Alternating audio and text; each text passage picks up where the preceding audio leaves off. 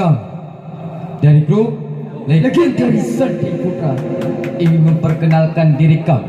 Saya yang bernama Tunku Kamaruzaman bertindak sebagai pensyarah, berasal dari kota Luxmau.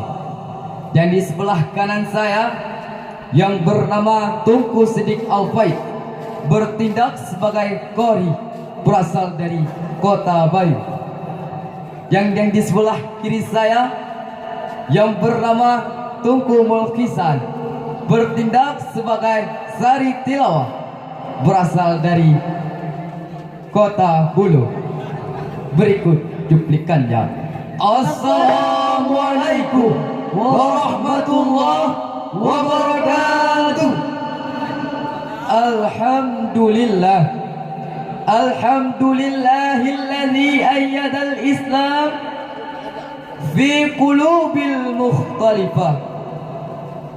Wassalatu wassalamu ala asyrafil Wassalatu wassalamu ala sayyidina Muhammadin ba'athahu fi qaumin mutanawwi'ah wa ala alihi wa sahbihi ajma'in. Amma ba'd. Yang mulia, yang terhormat, kepada Abu Rohani kita bersama, Walid beserta keluarganya.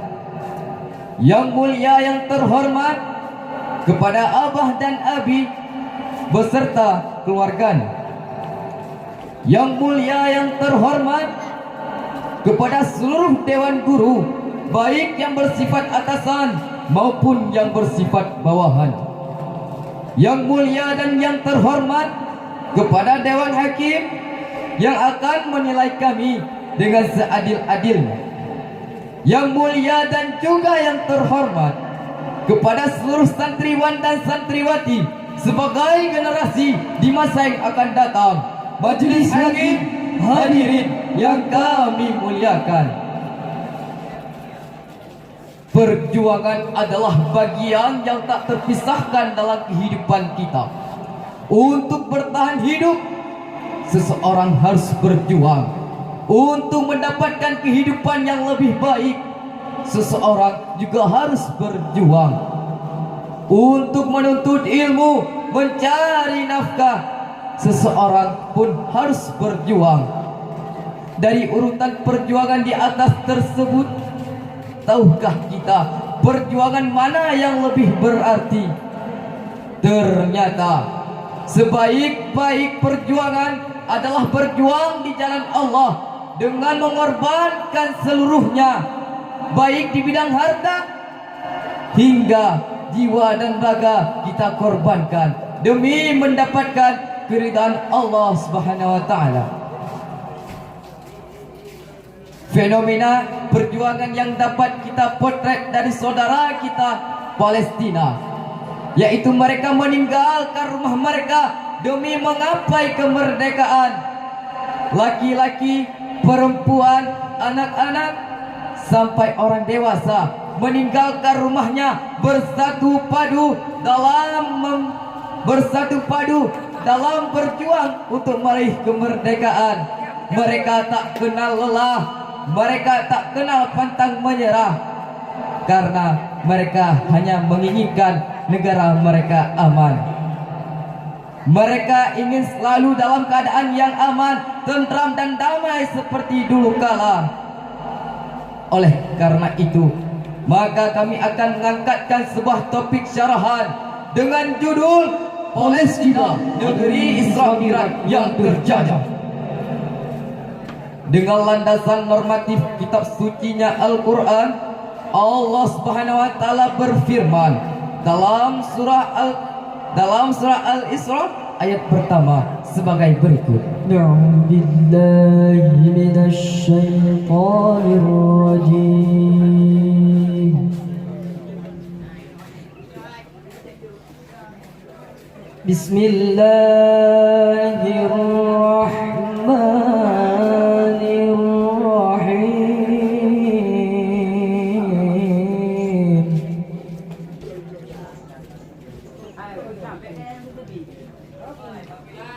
Subhanalladzi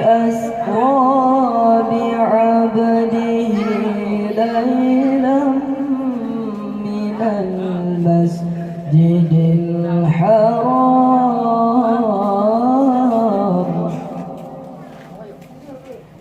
ليلا من المسجد الحرام إلى المسجد الأقصى الذي باركنا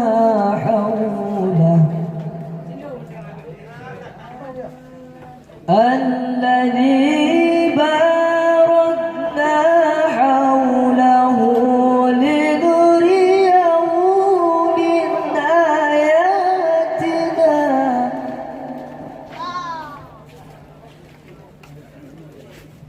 إنه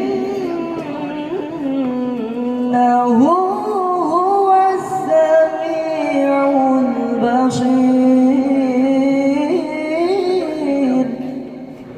Aku berlindung kepada Allah dari godaan syaitan yang terkutuk. Dengan menyebut asma-Mu ya Allah yang Maha Pengasih lagi Maha Penyayang. Maha suci Allah yang telah memperjalankan hamba-Nya Muhammad pada malam hari dari Masjidil Haram sampai Masjidil Aqsa yang telah kami berkahi sekelilingnya, agar kami memperlihatkan kepadanya sebagian tanda-tanda kebesaran kami. Sesungguhnya Dia Maha mendengar dan Maha melihat. Majelis Hakim, hadirin yang kami muliakan, ayat tersebut menjelaskan tentang yaitu perjalanan seorang hamba Allah yang mulia dari Masjidil Haram hingga ke Masjidil Aqsa yang terletak pada Palestina. Allah Subhanahu wa taala memuliakan negara Palestina setelah Mekah dan Madinah. Tapi hadirin, apa yang terjadi sekarang kepada saudara kita yang berada di Palestina? Mereka dijajah dalam negeri sendiri, harta mereka direbut, anak-anak dibunuh, sampai wanita-wanita diperkosa. Na'udzubillah. Sungguh perbuatan mereka telah dilaknat oleh Allah. Mereka tidak akan mendapatkan kebahagiaan di akhirat. Tapi hadirin, kita tidak dapat apa-apa. Tapi hadirin, kita hanya dapat membantu mereka dengan doa.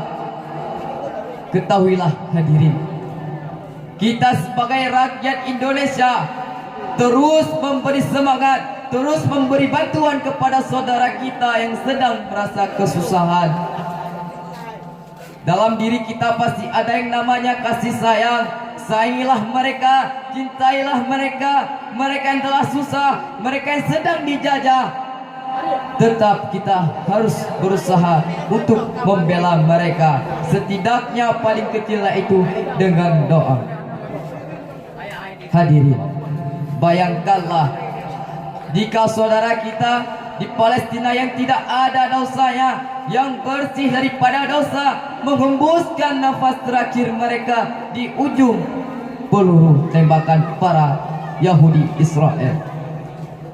Mereka tidak dapat berkata apa-apa kecuali hanya meminta pertolongan kepada Allah, karena mereka tahu Israel itu sangat kejam.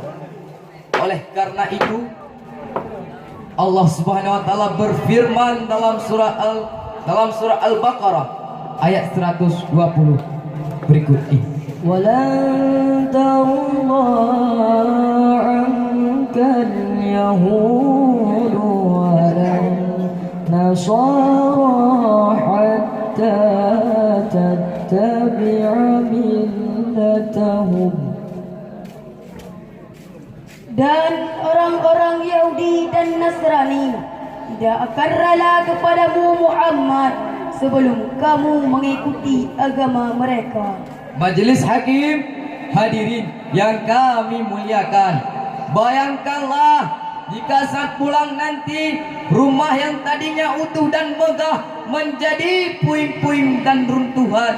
Bayangkanlah dalam celah puing-puing tersebut terdapat ayah dan bunda kita, terdapat saudara kita, terdapat kerabat kita, dan terdapat adik kita yang kita cintai.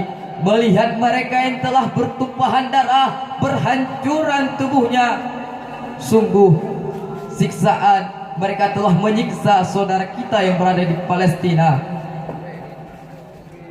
Hadirin, kita ini sebagai rakyat Indonesia harus membantu mereka dengan cara apapun. Dengan cara apapun seharusnya kita harus membantu mereka. Hadirin, dapat kita simpulkan yang bahwa kita adalah negara Islam. Jangan takut kepada orang Yahudi, karena pasti Allah akan membantu orang-orang yang menyelamatkan dan perjuangkan agama Allah. Allah akan membantu kita dalam bidang apapun. Yang penting kita membela agama Allah dan menjaga agama Allah. Israel pasti akan binasa suatu saat. Percayalah, percayalah, mereka akan binasa. Hanya sekian yang dapat kami sampaikan. Yang akhirnya, Shadaqallahul Azim. Maha benar Allah atas segala firman-firman-Nya. Alqaina birrahmah wa faraqna bisalam. Kita berjumpa dengan rahmah dan berpisah dengan salam. Assalamualaikum warahmatullahi wabarakatuh.